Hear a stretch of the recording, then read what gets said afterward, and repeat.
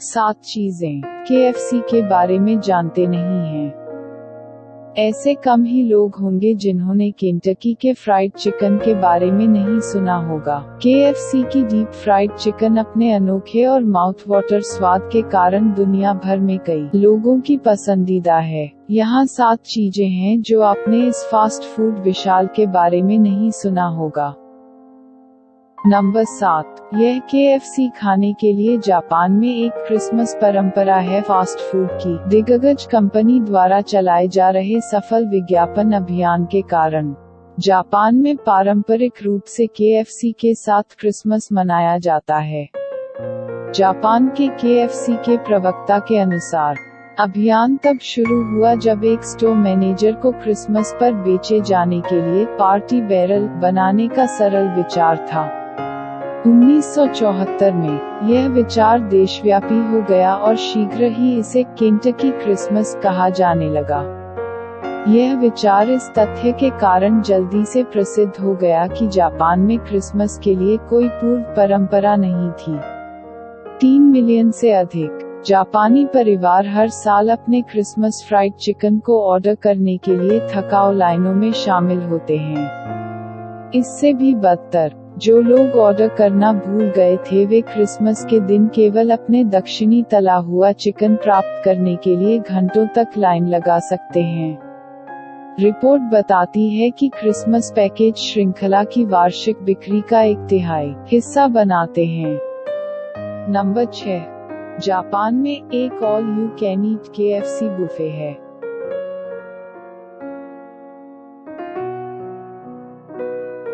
Restaurant गोयर्स को लगभग 1.5 घंटा का समय दिया जाता है ताकि जितना चाहें उतना चिकन खाएं। सहित 100 से अधिक सीटें हैं। साथ ही छोटे ऊर्जावान बच्चों वाले परिवारों के लिए बहुत सारी जगह है।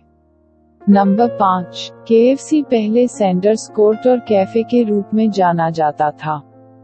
जब हरलैंड सैंडर्स ने पहली बार अपने चिकन व्यंजन परोसने शुरू किए तो वह कॉबिन केंटकी के एक सर्विस स्टेशन पर काम कर रहे थे। वह प्रसिद्ध शेल ऑयल कंपनी की एक फ्रेंचाइजी थी और बिक्री में सुधार के लिए विभिन्न खाद्य पदार्थों को पकाना शुरू कर दिया। मेनू में प्रसिद्ध चिकन व्यंजनों के साथ साथ अन्य मौसमी आराम खाद्य पदार्थों की श्रृंखला भी शामिल थी।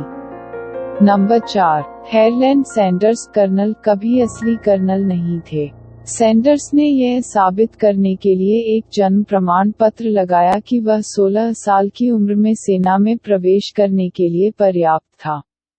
दस्तावेजों को मंजूरी दे दी गई और उन्हें क्यूबा भेजा गया जहां उन्हें 3 महीने बाद सम्मानजनक रूप से छुट्टी दे दी गई।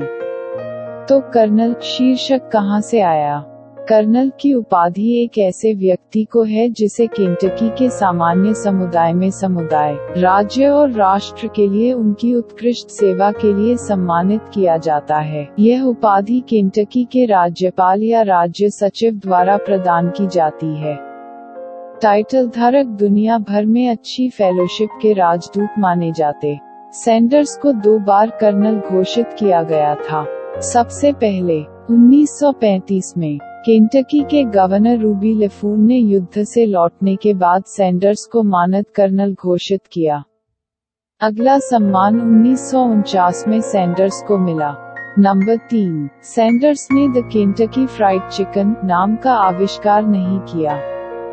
प्रसिद्ध केंटकी फ्राइड चिकन नाम डॉन एंडरसन द्वारा दिया गया था, जो सैंडर्स के दोस्त द्वारा काम पर रखा गया था। राष्ट्र भर में अपने फ्राइड चिकन रेसिपी के मताधिकार के अनगिनत प्रयासों के बाद सैंडर्स ने आखिरकार अपने दोस्त पीट हरमन को मना लिया कि वह केवल साल्ट लेक सिटी में अपने डू ड्रॉप इन रेस्तरां में चिकन को बेच दे।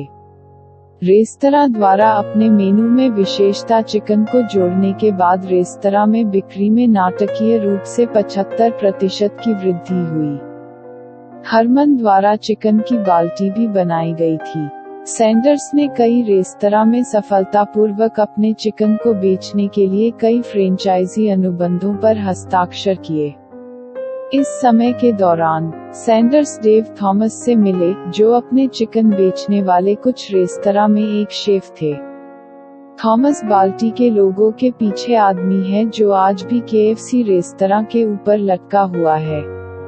नंबर 2, सीक्रेट रेसिपी वास्तव में अभी भी एक सीक्रेट है। कर्नल सैंडर्स के 11 जड़ी बूटियों और मसालों का संयोजन अभी भी एक रहस्य है।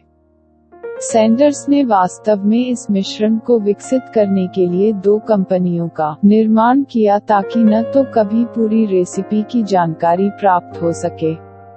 शिकागो ट्रिब्यून ने 2016 में एक कहानी पोस्ट की जिसमें घोषणा की गई कि सैंडर्स के भतीजे जो लेडिंगटन ने एक परिवार स्क्रैपबुक में खोजने के बाद नुस्खा जारी किया था। स्क्रैपबुक में सैंडर्स की दूसरी पत्नी क्लाउडिया लेडिंगटन की अंतिम इच्छा और वसीयतनामा शामिल था। माना जाता है कि गुप्त नुस्खा वसीयत के पीछे लिखा गया था। रिपोर्टर ने दावा किया कि लेडिंगटन ने जोर देकर कहा था कि वसीयत के आधार पर बिखरे हुए 11 जड़ी बूटियों और मसाले वैध थे। हालांकि ऐसे किसी भी दावे से इनकार किया। बाद में KFC की मूल कंपनी यम ब्रांड्स ने घोषणा की कि वे अभी भी मूल नुस्खा हैं और एक प्रेस विज्ञप्ति जारी करते हुए कहा कि कई लोगों ने गुप्त नुस्खा को जानने का दावा किया है, लेकिन इसे 1940 में सैंडर्स द्वारा हस्तलिखित किया गया था। एक डिजिटल तिजोरी में बंद जो एक ठोस तिजोरी में 0.6 मीटर 2 फीट गहरे दफन है। तिजोरी में 24 घंटे का वीडियो और मोशन डिटेक्शन मॉनिटरिंग भी है। तो वे दावा करते हैं कि रहस्य से बाहर निकलने का कोई तरीका नहीं है। नंबर 1, KFC चीन में खुलने वाली पहली पश्चिमी फास्ट फूड चेन थी।